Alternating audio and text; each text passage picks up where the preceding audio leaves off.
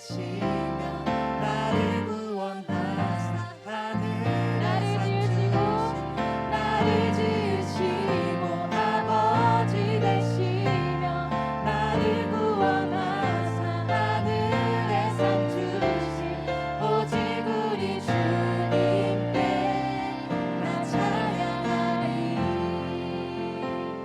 창조주 되시고 주인 되시는 하나님을 정말 기뻐하며 찬양하며 주님께 영광 올려드립니다.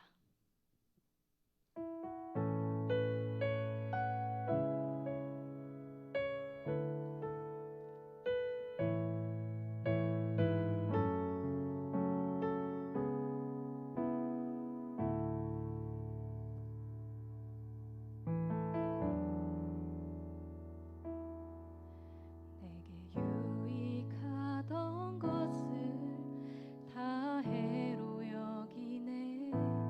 구주를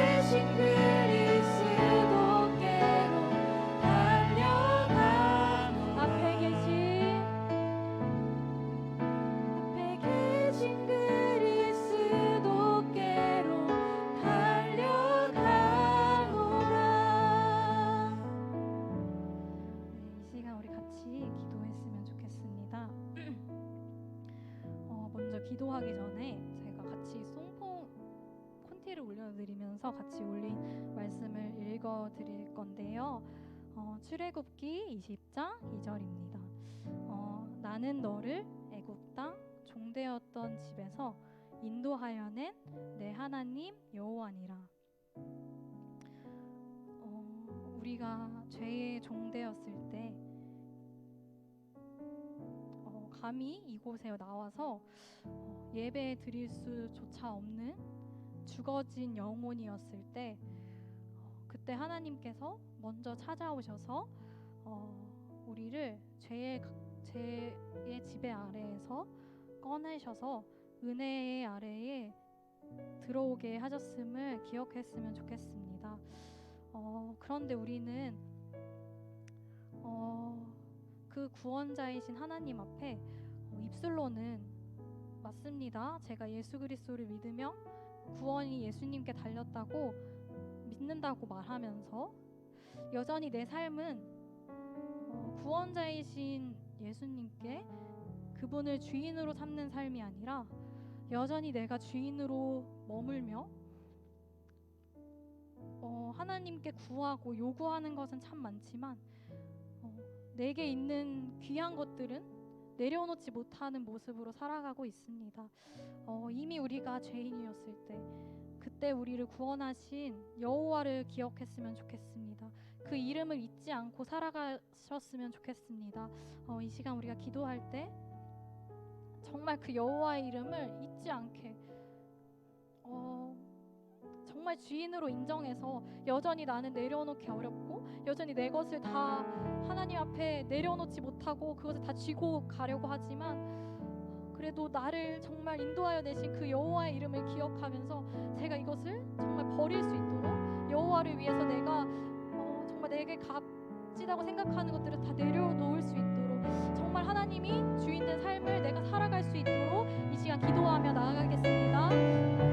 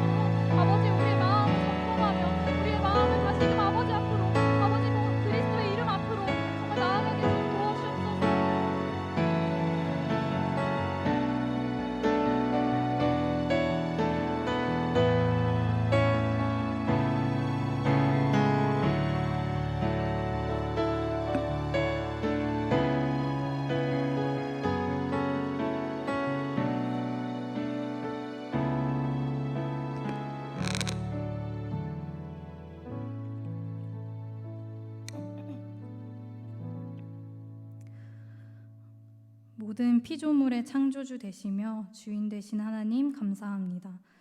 자격을 논한다면 이곳에 감히 나와 하나님을 부를 수 없는 우리를 하나님의 은혜 아래로 불러주시니 감사를 드립니다. 주님의 자비하심으로 죄인인 우리가 매일의 삶에서 주께서 지으신 것들을 통해 하나님을 누릴 수 있게 하심에 감사를 드립니다. 하나님, 우리는 우둔하여서 입술로는 하나님을 주님이라고 내 삶의 주인이라고 고백하며 나의 삶의 필요와 잘됨을 하나님께 요구하지만 정작 주인 되신 하나님 앞에 내 모든 것을 내려놓지 않는 참으로 제멋대로인 종입니다. 그렇게 하나님의 자비와 은혜를 구하오니 여기까지 우리를 인도하신 그 하나님을 우리가 잊지 않고 하나님의 이름을 기억할 수 있게 도와주세요. 이 시간 분주한 마음과 슬픈 마음, 고된 마음, 기쁜 마음 등 각자의 상황 속에서도 하나님의 은혜로 모였습니다. 모인 우리가 말씀 속에서 서로의 모습 속에서 하나님을 발견하고 누리는 시간이 될 수 있게 도와주세요. 여호와의 선하심과 인자하심이 반드시 우리와 함께함을 믿으며 교회의 머리 되신 예수 그리스도의 이름으로 기도드립니다.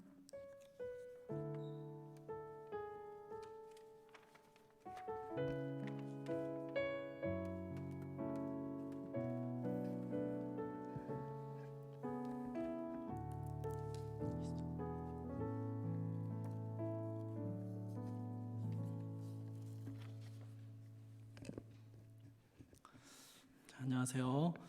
오늘 함께 볼 말씀은 다니엘서 8장 1절에서 27절까지 전체 말씀인데 읽기는 1절부터 14절까지만 함께 읽도록 하겠습니다. 8장 1절에서 14절까지입니다. 제가 먼저 읽겠습니다. 나 다니엘에게 처음에 나타난 환상 후 벨사살 왕 제3년에 다시 한 환상이 나타나니라.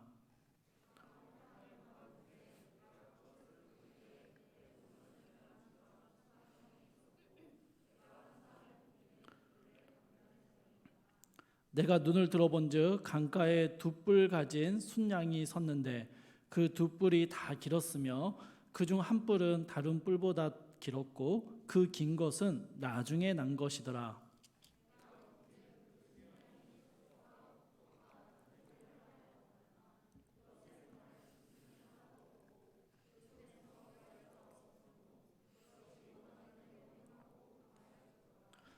내가 생각할 때에 한 순념소가 서쪽에서부터 와서 온 지면에 두루 다니되 땅에 닿지 아니하며 그 염소의 두 눈 사이에는 현저한 뿔이 있더라.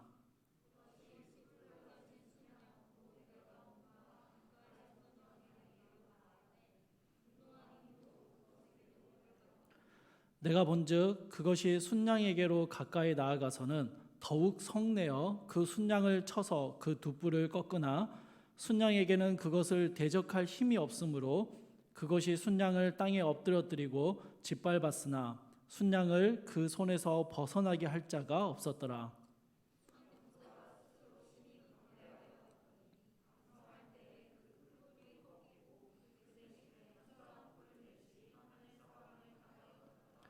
그중 한 뿔에서 또 작은 뿔 하나가 나서 남쪽과 동쪽과 또 영화로운 땅을 향하여 심히 커지더니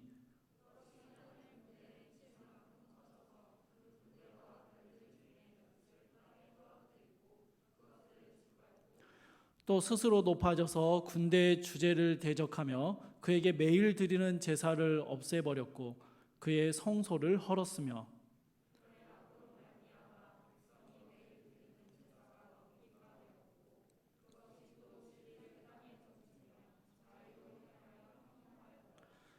내가 들은즉 한 거룩한 이가 말하더니 다른 거룩한 이가 그 말하는 이에게 묻되 환상에 나타난 바 매일 드리는 제사와 망하게 하는 죄악에 대한 일과 성소와 백성이 내준 바 되며 짓밟힐 일이 어느 때까지 이를꼬 하매 그가 내게 이르되 2300 주야까지니 그때의 성소가 정결하게 되리라 하였느니라. 아멘. 8장 말씀을 미리 한번 읽어보고 왔습니까? 읽어도 내용이 잘 안 들어오죠, 그죠? 저희가 다니엘서 2장을 살펴볼 때 다니엘서 전체가 두 가지의 언어로 기록되었다라는 말씀을 함께 나눈 적이 있습니다. 1장 1절부터 2장 4절까지는 유대인들의 언어인 히브리어로 기록되어 있고요. 2장 4절부터 7장 마지막 부분까지는 당시 세계 공용어였던 아람어로 기록이 되어 있습니다.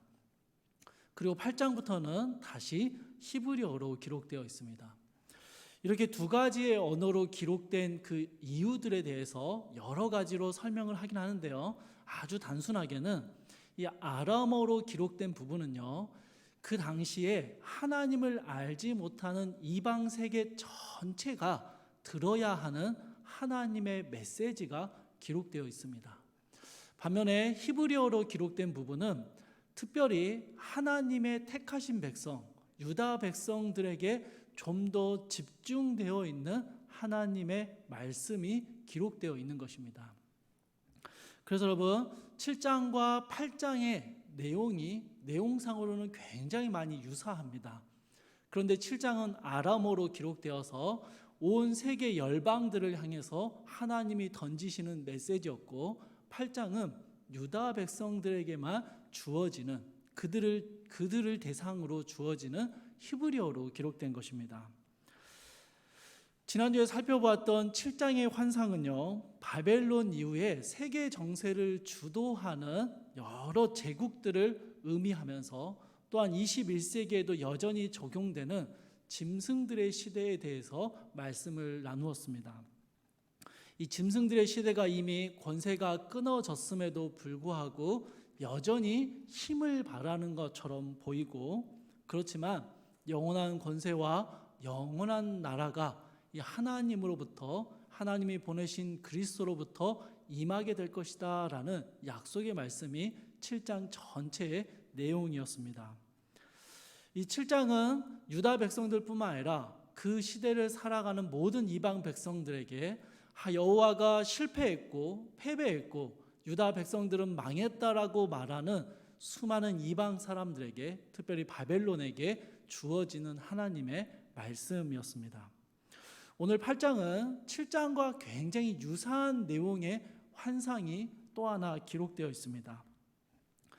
이 8장은 바벨론에서 포로로 살고 있는 유다 백성들이 앞으로 실제로 경험하게 될 약 380년간의 역사의 흐름을 예언해 주는 환상입니다. 오늘 우리가 읽은 8장 1절부터 14절까지가 환상의 내용이고요. 15절부터 27절까지는 가브리엘이라는 천사가 나타나서 이 환상의 내용을 해석해 주는 장면이 나옵니다. 여러분, 이 두 부분을 번갈아 가면서 8장의 내용이 어떻게 해석되는지를 좀 살펴볼 텐데요. 아마 오늘 앞부분은 약간 세계사를 공부하는 듯한 느낌이 좀 들 겁니다. 먼저 1절과 2절을 보시면 다니엘이 이 환상을 보았던 그 배경을 먼저 소개해 주고 있습니다. 벨사살 왕 원년에 7장의 그 환상을 보았고, 그 뒤로 2년의 시간이 지나서 벨사살 왕 3년에 다니엘은 새로운 환상을 보게 됩니다. 다니엘은 여전히 바빌론에 살고 있었는데 이 절을 보시면요, 다니엘이 엘람 지방 수산성에 있었고 을레 강변에서 이 환상을 보았다라고 이야기하고 있습니다. 을레 강변 하니까 뭔가 되게 친근한 토속적인 느낌이 들잖아요. 원래는 율레우스라는 강변인데 한글로 번역하니까 을레 강변이 됐어요. 이곳은 인공수로를 의미하고요. 또 수산성이라는 곳은 메데바사, 우리가 흔히 페르시아 제국이라고 알고 있는 이 메데바사의 수도에 위치하는 굉장히 중요한 성입니다. 물론 아직 이 바벨론 제국 시대에는 을레 강변도 수산성도 그다지 중요하지 않습니다. 그런데 아직 바벨론 시대를 살고 있는 다니엘이 환상 가운데 이 환상을 받는 장소의 배경이 뭐로 나오냐면요, 수산성과 을레 강변입니다. 이 바벨론 이후에 메데바사 제국에서 굉장히 중요한 지명이 등장하는 것이죠. 환상 가운데는 두 개의 뿔을 가진 순양이 등장합니다. 그런데 이 두 개의 뿔 중에서 나중에 나온 뿔이 더 길었다라고 표현하고 있고요. 이 순양은 서쪽과 북쪽과 그리고 남쪽을 향해 들이받고 있는데요. 4절을 보니까 그것을 당할 짐승이 하나도 없고 그 손에서 구할 자가 없으므로 그것이 원하는 대로 행하고 강하여졌다라고 이야기합니다. 여러분, 20절 말씀을 우리 같이 한번 읽어볼게요. 이에 대한 가브리엘의 해석입니다. 20절입니다. 시작.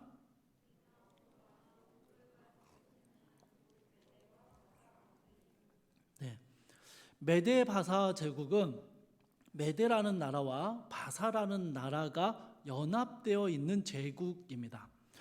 이걸 어떻게 설명 좀 알려드릴까 싶다가 여러분 현대에도 비슷한 나라가 하나 있죠. 영국, 그죠? 영국이 연합국이라는 걸 알고 계시죠? 뭐 잉글랜드, 스코틀랜드, 웨일스, 북아일랜드 이 네 개의 각각 서로 각각의 나라적인 특성을 가지고 있으면서 또 영국이라는 한 연합체로 모여 있습니다. 마치 이런 것처럼 메데 바사는요, 메데 나라와 바사 나라가 각각 왕을 세우고 존재하면서 메데 바사 제국으로 또 연합되어 있었던 좀 우리가 생소한 그런 행정 체계를 가지고 있었습니다. 그런데 메데와 바사가 처음 연합을 했을 때는요, 메데가 영향력이 훨씬 컸습니다.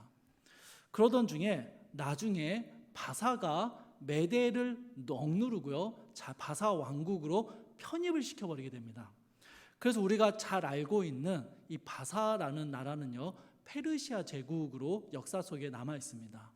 사실 여러분 메데가 이 역사 속에서는 메디아라는 왕국인데요, 우리 기억에는 거의 없을 정도로 희미하게 사라져 버렸고요. 메데 바사는 페르시아 제국이라는 이름으로 세계사에 큰 족적을 남기게 됩니다. 메데 바사 제국의 역사의 흐름을 보면요, 두 개의 뿔 중에서 나중에 나온 뿔이 더 길었다라는 이 다니엘의 환상의 내용과 정확하게 일치하게 되는 것입니다. 이 페르시아 제국은요, 주로 서쪽과 북쪽 지역을 정복해 나갔고 남쪽으로는 이집트와 지금의 에티오피아까지 정복 전쟁을 벌입니다. 유대인들이 가진 세계관 속에서는 페르시아 제국은요, 가장 동쪽 끝부분에 위치해 있었습니다. 그래서 페르시아 제국의 정복 전쟁은 서쪽과 북쪽, 남쪽을 향해 있는 것으로만 보여지는 것이죠. 물론 페르시아는요, 동쪽으로 인도까지 정복을 나섰던 어마어마한 제국이었습니다. 아무튼 이 페르시아가 이 사방을 향해서 들이받고 사방을 아나무인으로 휘젓는데 누구도 이 페르시아 제국을 막아내지 못했습니다. 이 서쪽과 북쪽, 남쪽을 아무렇게나 들이받고 있는 이 순양의 모습이 정확하게 페르시아 제국의 모습으로 나타났던 것이죠. 그럼 이제 5절 말씀을 한번 봅시다. 다니엘이 이 순양을 보면서 생각에 잠겼습니다. 이 생각에 잠겼다라는 이 표현은요, 순양이 아나무인으로 휘젓고 다니던 시간이 꽤 길었다라는 것을 우리에게 알려줍니다. 그러니까 아마도 많은 시간이 흐른 이후에 이 순양이 거침없이 다니고 있던 중에 한 순염소가 서쪽에서부터 등장을 합니다. 이 순염소는요, 온 지면을 두루 다니고 있는데 그 발이 땅에 닿지 않았다라고 말합니다. 이게 무슨 말이냐면요, 땅에 닿지 않는 것처럼 보일 정도로 굉장히 빠르게 돌아다녔다는 것입니다. 발이 보이지 않을 정도로 돌아다녔다라는 의미죠. 이 염소의 두 눈 사이에는 현저한 큰 뿔이 하나 있었습니다. 여기서 현저하다라는 단어는요, 두드러지다, 눈에 띄다 그런 의미입니다. 그러니까 누가 봐도 눈에 띄는 강하고 큰 뿔 하나가 이 순염소의 이마에 있었다라는 것이죠. 이 염소는요, 두 뿔 가진 순양과 거의 필수적으로 만나게 되고요, 그 순양을 향해 거침없이 돌진하며 순양의 두 뿔을 꺾어버립니다. 7절을 보시면 순양은 대적할 힘이 없었고 땅에 엎드려져 짓밟힘을 당하는 모습으로, 비참한 모습으로 순양의 시대가 마무리됩니다. 순염소는 이제 점점 강해지고요, 그 힘이 절정에 이르게 되는데 그 순간 아무런 전조 없이 갑작스럽게 큰 뿔이 꺾여버리고 4개의 뿔이 다시 돋아나게 됩니다. 자, 여러분, 이 순염소에 대한 환상에 대한 해석이 21절과 22절에 나옵니다. 우리 같이 읽어볼게요. 21절과 22절 말씀입니다. 시작.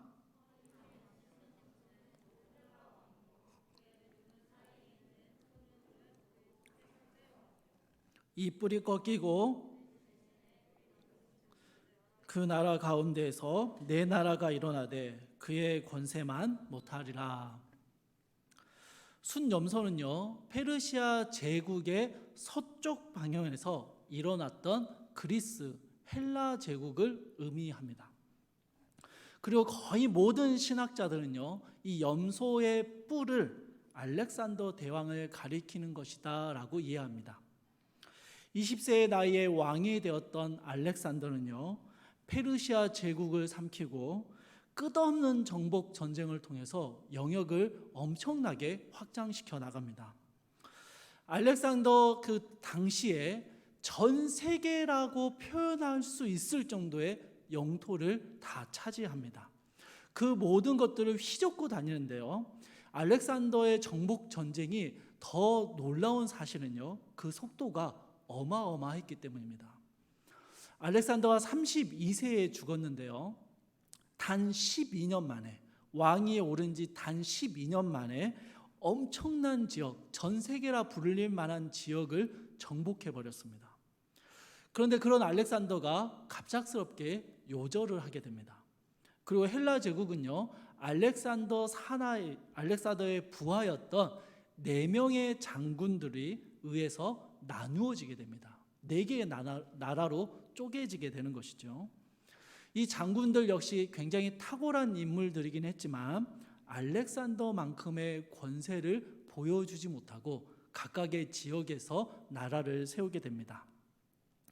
그러니까 알렉산더가 죽은 게 주전 323년 정도가 되는데요, 벨사살 통치 3년이라는 것은 주전 547년입니다. 그럼 빨리 한번 계산해 보세요. 다니엘이 환상을 받은 후부터 알렉산더 대왕의 죽음까지 약 220년이 지나갑니다. 그러니까 알렉산더 대왕의 죽음을 이 환상 가운데 보는 다니엘은 220년 이후의 미래를 보고 있는 것이죠. 그리고 알렉산더 대왕으로 표현되는 헬라 제국과 그리고 나누어진 4개의 나라의 모습은 이 순염소에 대한 환상의 내용과 정확하게 일치하게 되는 것입니다. 자, 이제 여러분, 다니엘의 환상은 9절로 이어집니다. 4개의 뿔이 그렇게 자라나서 사방에서 다스리는데 그 4개의 뿔 중에서 또 작은 뿔 하나가 나타납니다. 이 작은 뿔은요, 남쪽과 동쪽과 영화로운 땅을 향하여 크게 뻗어 나가고 하늘 군대와 별 몇 개를 땅에 떨어뜨리기까지 합니다. 이 작은 뿔과 관련해서 가브리엘 천사가 정확하게 어느 나라고 어느 왕이다라고 지목하지는 않습니다만 거의 모든 학자들, 이 성경을 연구하고 역사를 연구하는 거의 모든 학자들이 이 작은 뿔을요, 주전 175년부터 12년 동안 시리아를 통치했던 안티오쿠스 4세라고 해석을 합니다. 여러분, 이건 거의 대부분의 학자들이 다 인정하는 해석입니다. 9절에 나오는 영화로운 땅이다라는 이 땅은요, 하나님의 약속의 땅인 팔레스타인 지역을 의미하고요, 하늘 군대는 24절을 보면 거룩한 백성을 의미하는 것으로 설명이 되어 있습니다. 그러니까 여러분, 알렉산더 대왕이 죽고 갈라져 나온 4개의 나라 중에서 특별히 시리아 지역을 다스리던 그 지역에 장군이 있었잖아요. 그 장군의 후손 중에서 안티오쿠스 4세라는 왕이 나타나게 되는데, 그는 시리아의 남쪽과 동쪽을 정복했고 팔레스타인 지역을 정복했습니다. 그가 이집트와의 전쟁을 벌이던 중에 로마로부터 굉장히 수치스러운 일을 당하는 적이 있었습니다. 그러자 그가 되돌아오는 길에 너무 부끄럽고 분에 차서요, 그 분풀이를 하기 위해서 팔레스타인 지역에 머물러 그 지역을 무참하게 짓밟아 버립니다. 그가 했던 내용이 예언이 11절과 12절에 나오는데요, 여러분, 안티오쿠스는요, 예루살렘 성전을 갑작스럽게 덮쳐서 그 성전 안에 있었던 유대인 수만 명을 학살해 버립니다. 여호와 하나님을 대적할 뿐만 아니라 성전에서 매일 드려지던 제사의 의식들을 모두 다 금지시켜 버립니다. 성전을 더럽히기로 작정했고요. 유대인들의 모든 종교 행위를 금지할 뿐만 아니라 성전 안에 제단을 쌓아서 부정한 짐승으로 제사를 드리게 합니다. 제우스 신의 동상을 성전 중앙에 세웠고요. 그 유대인들을 불러와서 제우스 신에게 절하도록 명령했습니다. 제우스 신에게 절하지 않는 유대인들은 그 자리에서 처형해 버렸습니다. 성경은 발견되는 대로 찢어서 불태워 버렸고, 성경을 소지하고 있는 사람은 발견되는 즉시 그 자리에서 죽였습니다. 안티오쿠스는 자신을 현존하는 신이다라고 의미가 담겨 있는 에피파네스라고 부르면서 마치 이 팔레스타인 지역에서 신처럼 행했습니다. 여러분, 이 일이 얼마나 잔혹하고 참혹한 일이었는지 환상 가운데 두 거룩한 이가 나타나서 이 일에 대해서 함께 대화를 나누는 장면이 나옵니다. 그러면서 한 거룩한 이가 도대체 이 참혹한 일이 언제까지 지속될 것이냐라고 묻지요. 그러자 다른 이가 대답합니다. 14절에서 2300주야가 지나야 성전이 정결해지리라 라고 대답을 합니다. 이 2300주야의 의미에 대해서도요, 그 유대의 역사 가운데 그 시기들에 짜맞춰서 2300주야를 설명하고 해석하는 일들이 많이 있는데요. 그 중에 납득할 만한 의견들도 있는데 저희가 오늘은 그거를 소개하지는 않을 겁니다. 다만 여러분, 이 환상의 이 환상이 끝나는 장면에서 우리가 알아야 하는 것은요, 이 엄청난 유대인들의 환란의 시기가 끝이 있다라는 것입니다. 끝날 때가 있다라는 것이죠. 유대 역사에서 결코 지워질 수 없는 이 참담한 시기가, 이 안티오쿠스의 잔혹함이 극에 달했던 그 엄청난 환란의 때가 반드시 끝나는 때가 있다라는 것입니다. 25절 말씀을 한번 보시면요, 이 안티오쿠스에 대한 예언 가운데 사람의 손으로 말미암지 아니하고 깨지리라라는 예언이 추가되어 있습니다. 이 예언 그대로 안티오쿠스는요, 유대 반란군들을 진압하던 과정에 그 누구의 손에 의해서도 아니고 갑작스럽게 질병으로 사망을 하게 됩니다. 이 안티오쿠스의 죽음이 주전 163년에 일어났고요. 다니엘이 환상을 본 날로부터 약 380년이 지난 시기가 됩니다. 여러분 잘 따라왔죠? 쉽지 않았죠? 저도 오늘 말씀을 이렇게 준비하면서 사실 다니엘 관련된 주석을 볼 뿐만 아니라 고대 세계사 관련 책들을 여러 권 참고를 했는데요. 머리가 엄청 아팠습니다. 이 책들마다 연도도 다르고 해석과 이렇게 그 비하인드 스토리도 다 다른 거예요. 그래서 그 중에서 우리가 정확한 역사의 흐름을 알고 싶은 게 오늘 우리의 목적이 아니기 때문에 그 중에서 가장 무난한 이야기들을 여러분에게 전달해 드렸습니다. 긴 설명을 했지만 여러분, 이 환상 가운데 핵심은 하나입니다.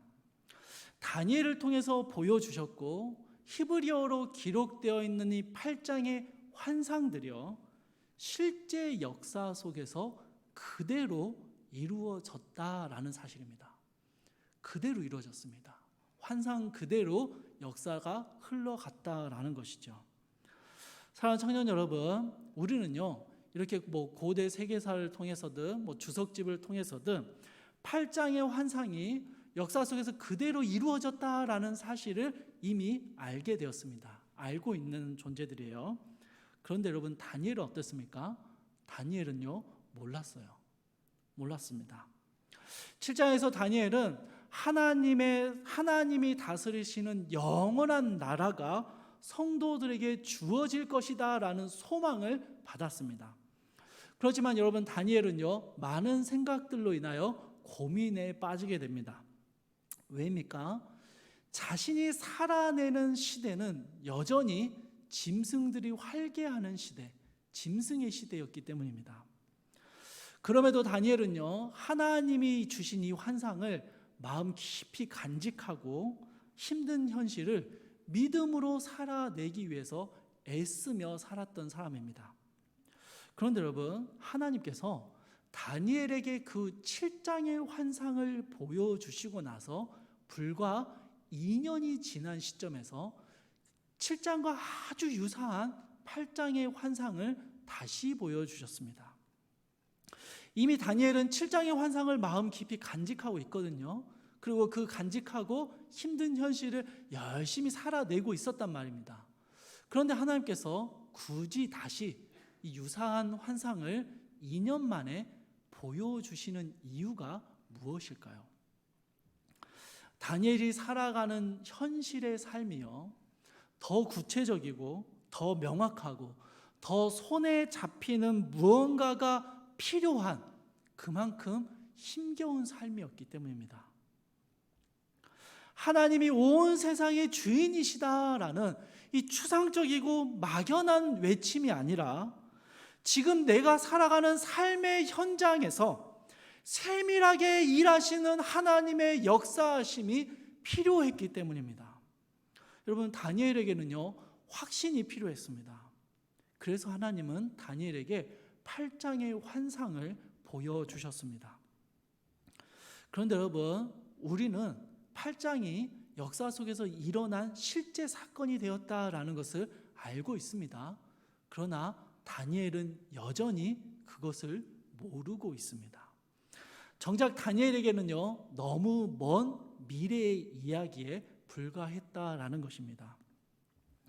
여러분, 제가 여러분께만, 사랑하는 우리 프라우스 청년들에게만 아주 특별한 조언을 하나 해드릴게요. 여러분, 오늘 예배를 마치고 나면 여러분 집에 돌아가셔서 오늘 내일 해서 여러분이 가진 모든 현금들을 한번 다 모아 보십시오.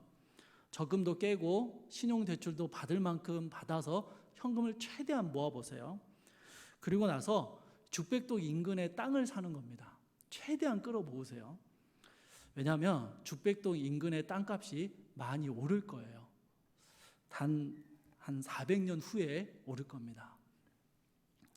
여러분, 왜 웃습니까? 제가 틀렸을 거라 생각해요? 아니요, 여러분. 400년 뒤에 분명히 오릅니다. 엄청 오를 거예요. 그런데 여러분, 왜 콧웃음을 칩니까?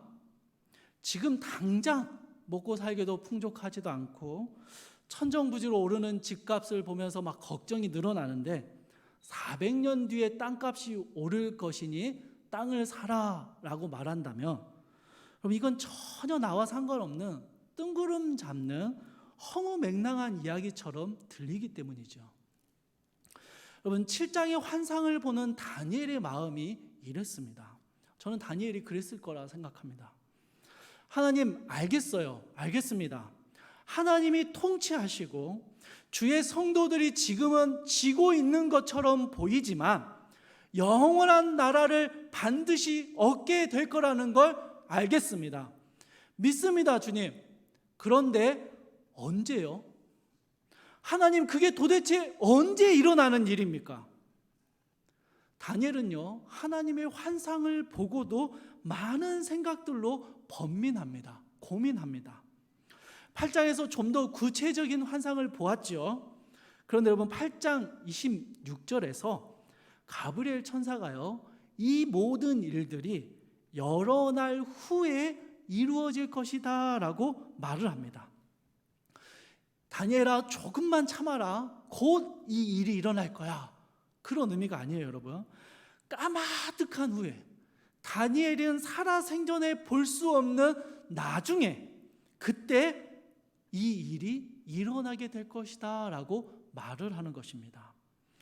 여러분, 400년 뒤에 땅값이 오를 것이라는 말과 다를 바가 없습니다. 27절을 보시면요, 이 가브리엘의 이야기를 다 들은 다니엘의 모습에 대해서 굉장히 특이한 언급이 하나 나옵니다. 27절을 여러분 보십시오. 이에 나 다니엘이 지쳐서 여러 날 앓다가 일어나서, 여러분, 환상을 보는데 막 심력이 너무 많이 소모돼서 그래서 다니엘이 지쳐서 쓰러졌습니까? 뭐 영화나 드라마 보면 신내림 받고 막 예언한 사람은 갑자기 픽 쓰러지잖아요. 뭐 그런 것처럼 다니엘이 쓰러진 걸까요? 아니요, 여러분. 7장에서 환상을 본 다니엘은요, 이러한 쓰러졌다, 알아 누웠다 그런 언급이 나오지 않습니다. 다니엘이 지쳐 쓰러진 이유가 27절 마지막에 나옵니다. 한번 보십시오. 내가 그 환상으로 말미암아 놀랐고 그 뜻을 깨닫는 사람도 없었느니라. 다니엘이 그 환상을 볼 때 놀랐습니다. 그 환상의 내용이 끝없는 환란을 이야기하는 것이어서 놀랐고, 그 바벨론 이후에도 메데, 바사, 헬라 그 강력함에 눌려 살 뿐만 아니라 작은 뿔이 일어나서 유대인들에게 엄청난 환란을 줄 것이다 라는 이 예언을 들을 때 다니엘의 마음이 턱 막히는 것입니다. 7장에서 말씀하셨던 성도들의 승리, 영원한 하나님 나라에 대한 소망은 전혀 보이지 않고 환란에 대해서만 이야기하시는 이 8장의 환상을 볼 때 너무너무 답답한 것이죠. 그래서 놀랍고 낙심했습니다. 또한 그 뜻을 깨닫지 못해 마음이 복잡했습니다. 환상을 보았고 그 구체적인 해석까지도 들었지만 여전히 그 환상의 의미를 온전히 깨달을 수 없었습니다. 왜요? 너무 먼 이야기였습니다. 다니엘이 살아가는 현실과는 전혀 동떨어진 이야기였기 때문입니다. 깨닫지 못했다라는 이 표현은요, 확신하지 못했다라는 의미와 똑같습니다.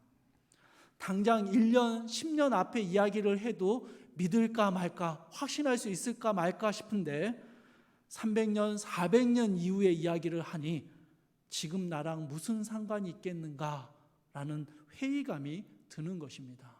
이 말씀에 확신을 가지기가 어려웠던 것이죠. 사랑하는 청년 여러분, 저는 다니엘이 지쳐서 알아 누웠다라는 이 다니엘의 심정이 너무 잘 이해가 됩니다. 제가 예전에 한번 말한 적이 있을 텐데요. 제가 첫 청년 사역을 시작했던 9년 전 첫 사역을 시작할 때 저와 함께 했던 우리 사랑하는 청년이 한 명 있어요. 이제 나이도 많이 들었고, 그런데 그 아이가 많이 아파서 오랜 시간 동안 참 씨름하며 살고 있다라는 이야기를 한번 한 적이 있었던 것 같아요. 근데 얼마 전에 7장과 8장의 환상을 공부하고 설교를 준비할 때 이 자매에게 연락이 왔어요. 이 아이의 치료가 어느 정도 마무리됐는데 최신의 치료가 또 이렇게 도입된 게 있다는 거예요. 그런데 그 치료를 받으면 발병 재발률을 획기적으로 떨어뜨릴 수 있대요. 이 아이가 지금도 여전히 위험한 상태거든요. 그래서 재발률을 획기적으로 떨어뜨릴 수 있어서 그 치료를 받아보는 게 어떻겠냐라고 의사의 권유가 있었는데 그 치료비가 웬만한 중소형 아파트 한 채 값이 든다는 거예요. 선택할 수도 없고 포기할 수도 없는 이런 상황을 목사님 저는 어떻게 해야 되나요? 라고 물어보는데 가슴이 턱 막히는 거예요.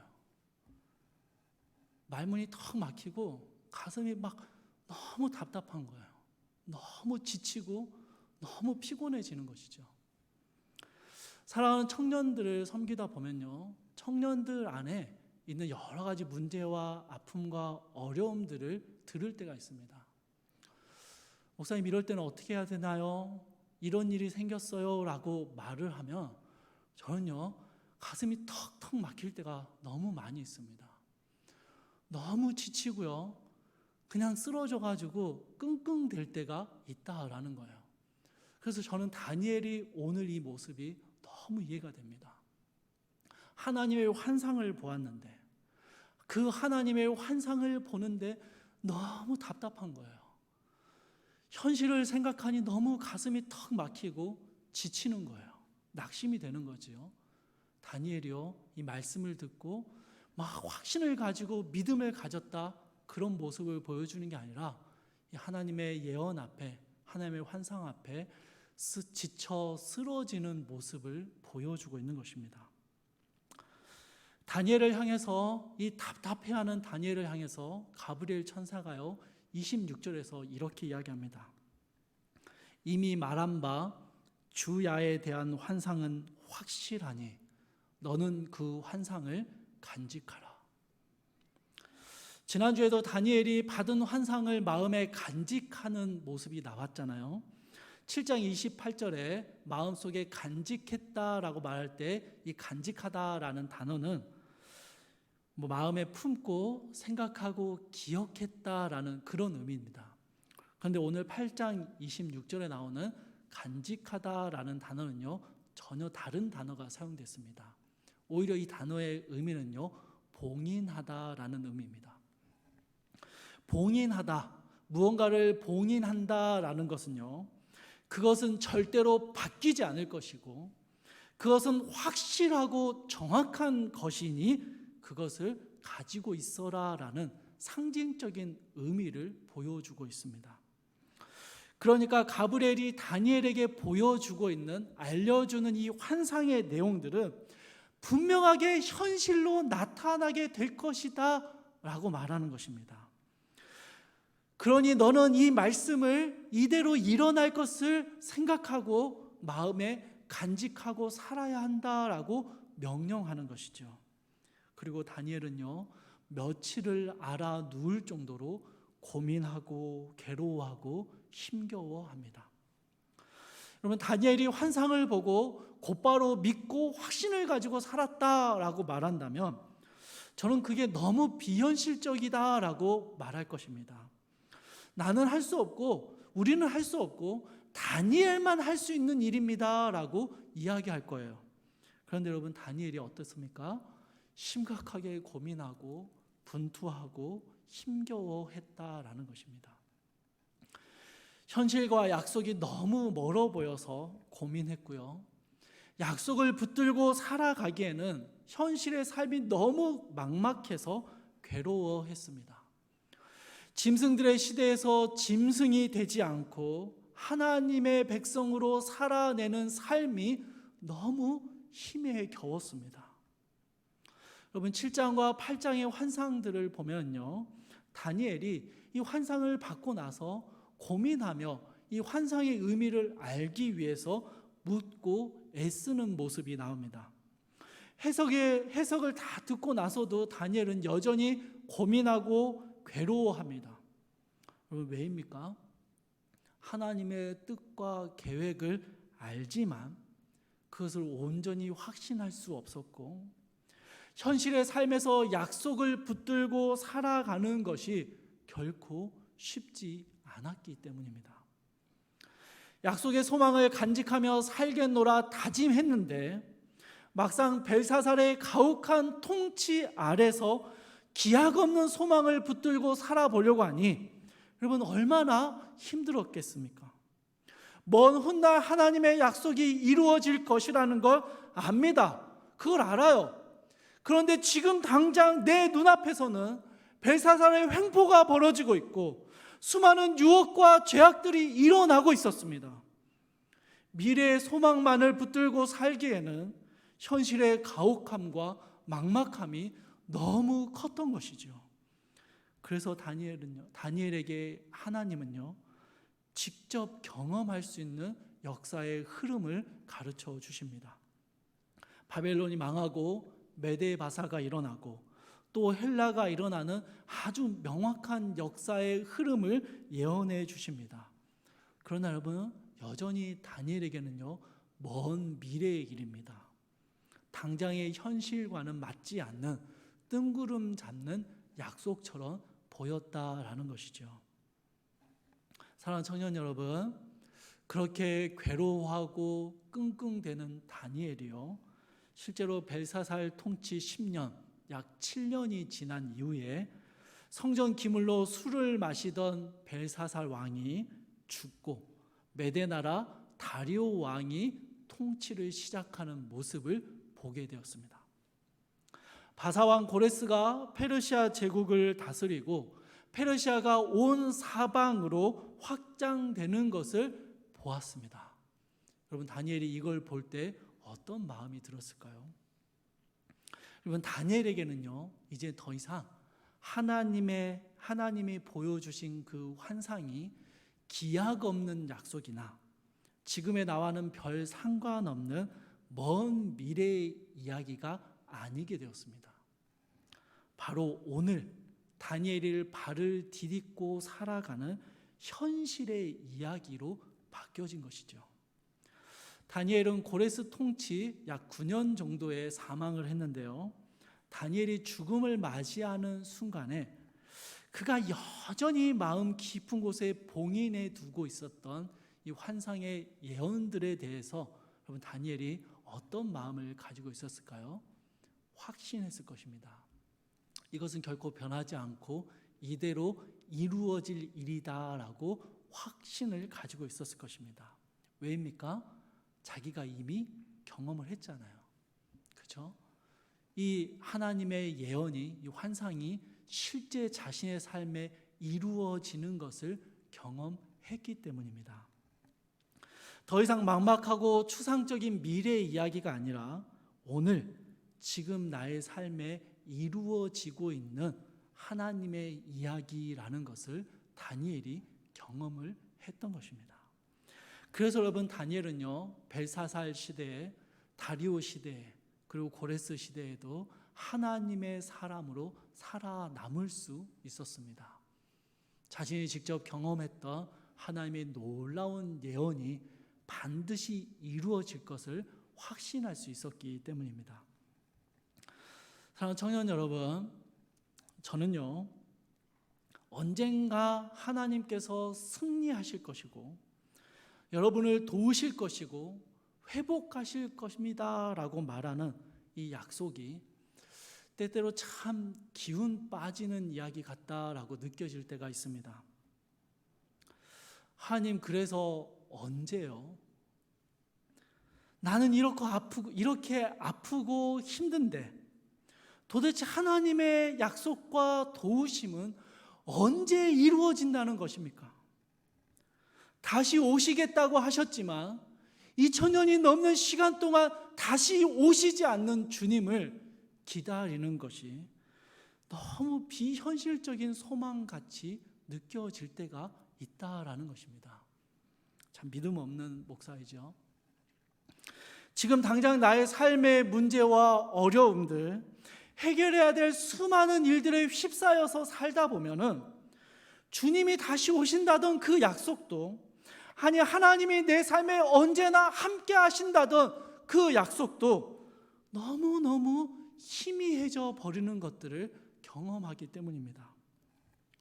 그런데 여러분, 이런 참 흔들리는 믿음을 가진 목사가, 이런 제가 여러분 앞에 서서 하나님의 다시 오심을 선언하고 하나님이 이루실 일들을 확신을 가지고 외칠 수 있는 이유가 있습니다.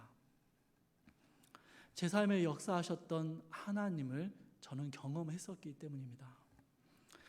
에라 모르겠다. 그리고 그냥 말씀 붙들고 살아봤더니 하나님의 도우심을 보았던 일들이 있기 때문입니다. 지는 것 같았는데 실제로는 이기게 하셨던 하나님의 역사를 보았기 때문이죠. 말씀대로 살아보려고 고민하고 씨름해 봤더니 정말로 말씀대로 이루어지는 것들을 경험했었다라는 것입니다. 그리고 나니 하나님의 도우시고 회복하실 것에 대한 그 약속을 기대할 수 있게 되는 것이죠. 하나님이 승리하시고 통치하실 날을 기다릴 마음이 드는 것입니다. 사랑하는 청년 여러분, 다니엘의 삶이 그랬으리라 확신합니다. 그렇게 생각합니다.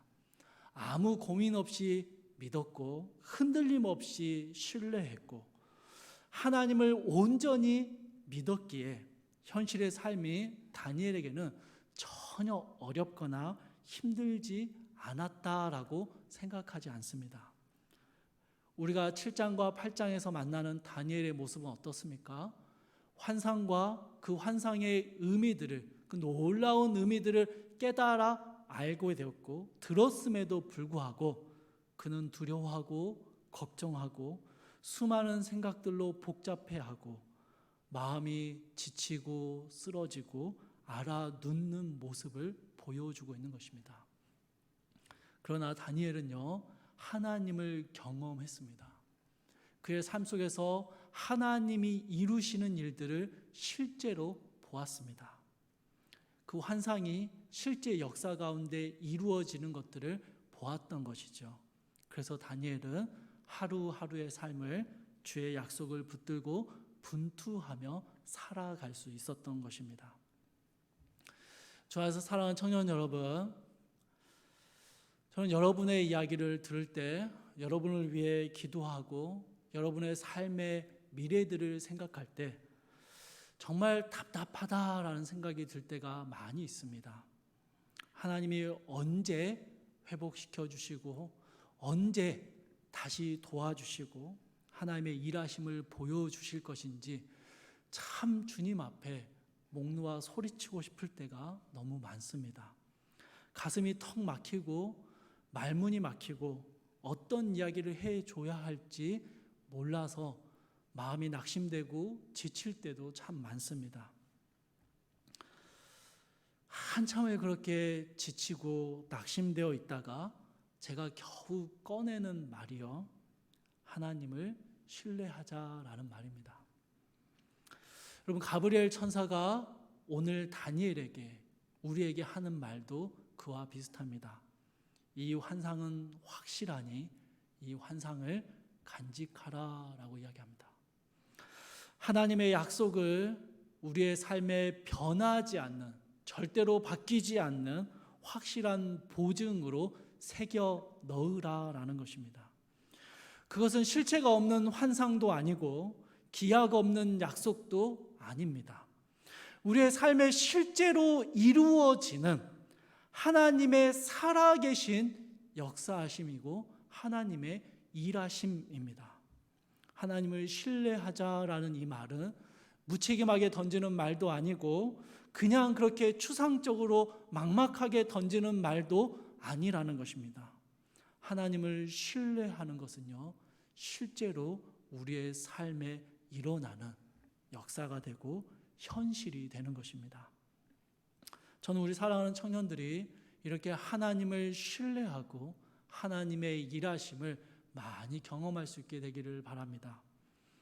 여러분이 만나게 될 이 시대는요, 갈수록 더 힘겹고 어려운 난관들을 만나게 될 것입니다. 여러분, 다니엘의 환상 속의 특징이 뭡니까? 갈수록 더 심해집니다. 갈수록 더 어려워집니다. 그런데 그곳 가운데서 여전히 하나님의 사람으로 살아남을 수 있는 이유가 뭐라고요? 하나님을 경험하는 것입니다.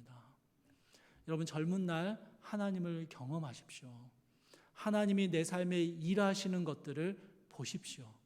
그제야 우리는 하나님이 이루어 가실 일들을 기대할 수 있게 되고 확신할 수 있게 되기 때문입니다. 청년 사역을 제가 9년 전부터 시작을 해서 이제 청년 사역의 진짜 마무리를 올해 하고 있는데요. 청년들을 향한 저의 변함없는 기도 제목과 사역의 목표는요, 하나님을 경험하라입니다. 여러분, 먼저 이 믿음의 길을 조금 앞서 걸어가 보니까요, 젊은 날 하나님과 씨름하며 그 하나님을 경험했던 일들이 삶에서 만나는 수많은 가슴 메이고 지치고 낙심되는 상황들을 뚫어낼 수 있는 유일한 힘이 되는 것을 깨달았기 때문입니다. 사랑하는 청년 여러분, 여러분의 삶에서 하나님을 깊이 경험하십시오. 되지도 않는 것 같고 여전히 비현실적으로 보이지만 주의 말씀을 붙들고 고민하고 분투하십시오. 그 하나님을 경험할 때 우리 삶에 찾아오는 수많은 난관들을, 수많은 어려움들을 주님을 신뢰하며 여전히 하나님의 사람으로 걸어갈 수 있게 될 것입니다. 그 약속을 간직하고 확신하며 실제 삶에서 이 하나님을 많이 경험하며 살아가는 우리 모든 귀한 청년들의 삶이 되기를 주님의 이름으로 축복합니다. 우리 함께 찬양하고 기도할게요. 주가 일하시네 함께 찬양할게요.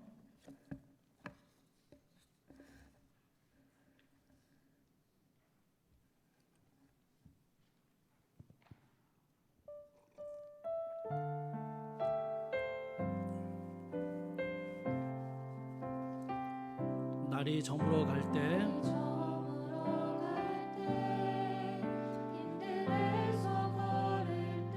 그때가 하나님의 때, 하나님의 때, 내 힘으로 안 될 때, 내 힘으로 안 될 때, 빈손으로 걸을 때, 내가 고백해 여호와 이름. 우리 모인 이곳에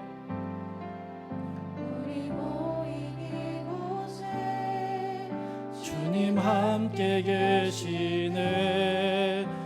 우리 내 아버지의 때, 적은 떡과 물고기 내 모든 걸 드릴 때 모두 고백해 여호와 이름. 주가 일하시네 하시네. 주가 일하시네. 주께 아끼지 않는 자에게 주가 일하시네. 주가 일하시네. 신뢰하며 걷는 자에게. 다시 고백합시다. 날이 저물어 갈 때, 빈들에서 걸을 때 그때가 하나님의 때, 내 힘으로 안 될 때, 빈손으로 걸을 때 내가 고백해 여호와 이름.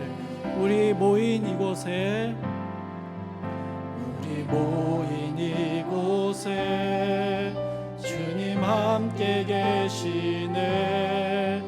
누리네 아버지 은혜.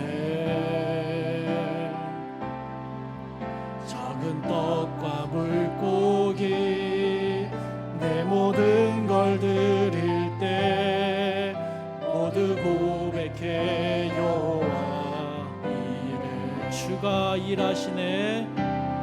주가 일하시네. 주가 일하시네. 주께 아끼지 않는 자에게 주가 일하시네.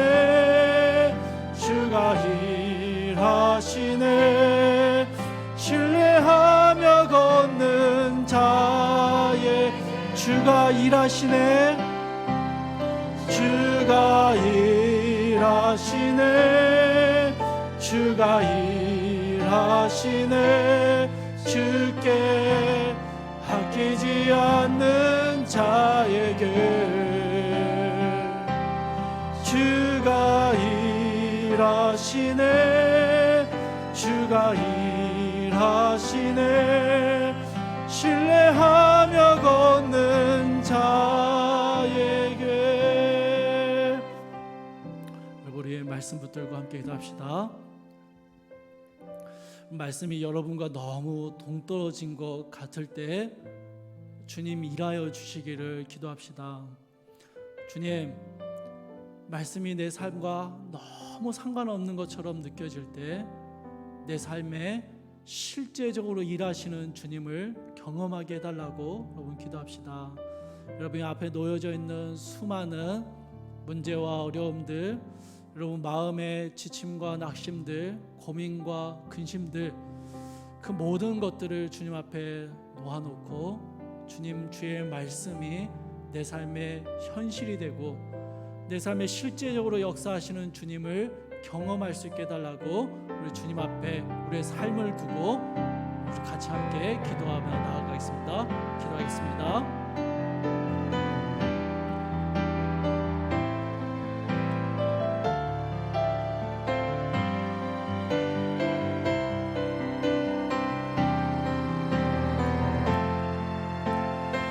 사랑하는 풍성하신 하나님,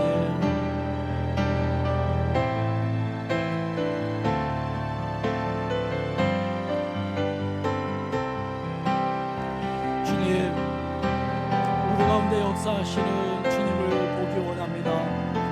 주의 말씀이 우리의 삶과 너무 멀리 있는 것 같고, 주의 말씀이 내 삶에 전혀 역사하지 않는 것 같을 때 그 답답함과 그 힘겨움을 가지고 주님 앞에 나와 묻고 구할 수 있기를 원합니다. 주님, 내 삶에 역사해 주시기를, 내 삶에서 주의 말씀이 실제적으로 현실이 되고 내 삶에 하나님의 역사하심이 경험되어질 수 있도록 하나님, 우리 사랑하는 청년들 가운데 나타나 주시고 일하여 주시기를 간절히 구합니다. 주님, 우리 사랑하는 청년들 가운데 역사하시고 일하여 주시옵소서. 주님, 우리가 만나게 될 수많은 어려움과 상황들 가운데 하나님을 신뢰하며 걸어갈 수 있도록 우리가 하나님을 경험하게 하여 주시옵소서. 하나님을 알게 하여 주시고 하나님의 일하심을 보게 하여 주시옵소서. 하나님, 우리의 믿음 없음을, 우리의 연약함을 돌보아 주시옵소서.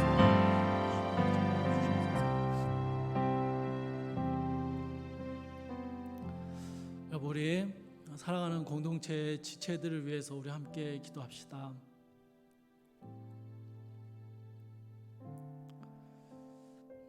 제가 예전에 섬겼던 그 자매 문자를 받고 너무 마음이 지쳐서 한참을 그냥 넋을 놓고 멍하니 있었어요. 답답하고 막막하고 화가 나고, 그러다가 자매에게 전화는 못하겠고 기도할게, 기도하자, 그 말만 남겼어요. 사랑하는 청년 여러분, 우리 사랑하는 청년들 안에 예기치 않은, 전혀 생각하지 못했던 현실의 어려움과 답답하고 두려운 상황들을 만나고 있는 청년들이 있습니다. 구체적인 내용들을 이 시간 다 나누진 않겠지만, 우리 사랑하는 청년들 가운데 두려운 현실, 막막하고 답답한 현실 앞에 서 있는 우리 사랑하는 청년들 앞에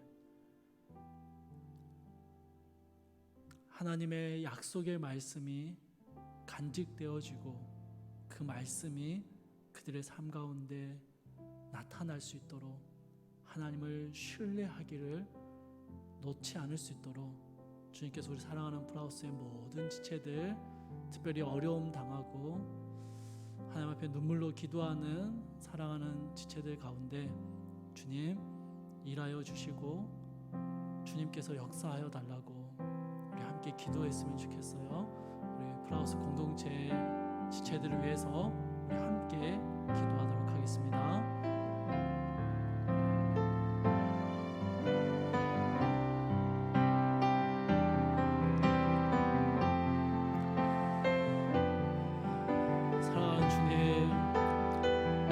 청년들이 마주하는 힘겨운 현실을 만나게 될 때 의연한 척했지만 괜찮다라고 말해 주었지만 제 마음에 요동치는, 제 마음이 참 낙심되고 하나님 앞에 번민하고 근심하고 요동치는 것들을 왜 하나님 이런 일을 허락하시는지, 왜 하나님 막아주시지 않았는지, 왜 하나님 도와주시 않으시는 건지, 왜 하나님 고비를 넘어서면 또 다른 고비를 만나야 하는 것인지, 왜 이렇게 예기치 않았던 일들을 겪어야 하는 것인지, 수고하고 애썼는데 왜 이런 어려움이 더해져야 하는 것인지, 주님 참 막막하고 낙심될 때가 있습니다. 사랑하는 주님, 힘겨운 현실을, 두려운 현실을 마주해야 하는 사랑하는 우리 청년들 가운데 주님, 이 다니엘이 환상을 품고 낙심되지만 그 환상을 품고 주님 앞에 애쓰며 주님 앞에 분투하며 살았던 것처럼 우리 사랑하는 청년들이 그렇게 주의 약속을 믿고 내 삶에 역사하셨던 주님을 바라보며 다시 신뢰하며 한 걸음을 내딛을 수 있도록 주님, 주께서 함께하여 주시고 주께서 한 영혼을 돌보아 주시고 도와주시옵소서. 사랑하는 하나님, 우리의 믿음 없음을 용서하시고 주여 우리에게 굳센 믿음을 허락하여 주셔서 주님을 신뢰하며 확신하며 우리에게 주어진 삶을 믿음으로 살아낼 수 있도록 주여 도와주시옵소서.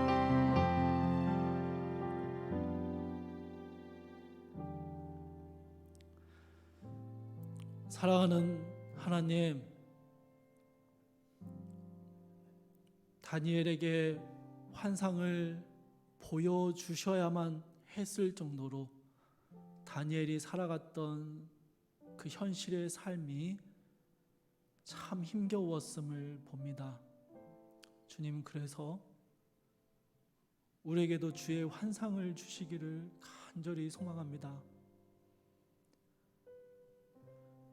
다니엘이 하나님을 경험했기에 그 힘겨운 시간 동안에도 하나님의 사람으로 살아남을 수 있었던 것처럼 주님, 우리도 하나님의 일하심을 경험하게 하여 주시옵소서. 사랑하는 주님, 힘겨운 현실과 어려운 문제와 두려운 상황들을 마주하고 있는 우리 사랑하는 청년들 한 영혼 한 영혼을 주님 기억하여 주시옵소서.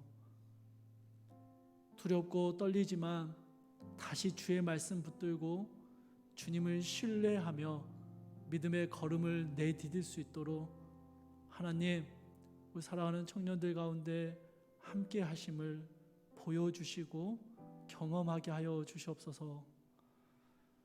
사랑하는 주님, 때때로 주님께 너무 묻고 싶습니다. 언제까지인지, 왜 이런 일들이 일어나고 있는지 너무 답답해서 주님께 묻고 싶습니다. 네, 주님, 주님께서 이 모든 아픔과 어려움들을 다 해결하시고 우리의 눈물과 아픔을 씻어주시고 회복시켜 주시고 고쳐주실 거라는 걸 압니다. 믿습니다, 주님. 그러나 그럼에도 불구하고 우리가 살아내는 현실은 너무 힘겹고 어려울 때가 많습니다. 주님, 우리의 연약함을 돌아봐 주시고 우리 가운데 주님께서 일하시는 것들을 보게 하여 주시옵소서.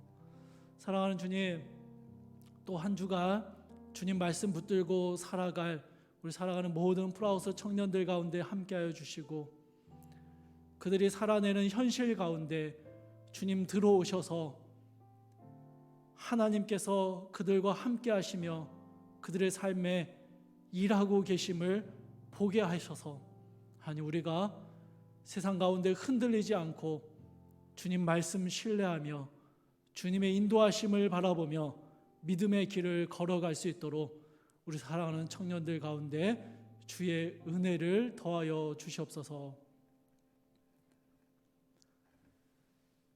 이제는 우리 주 예수 그리스도의 은혜와 하나님의 크신 사랑하심과 성령의 감화 교통하심이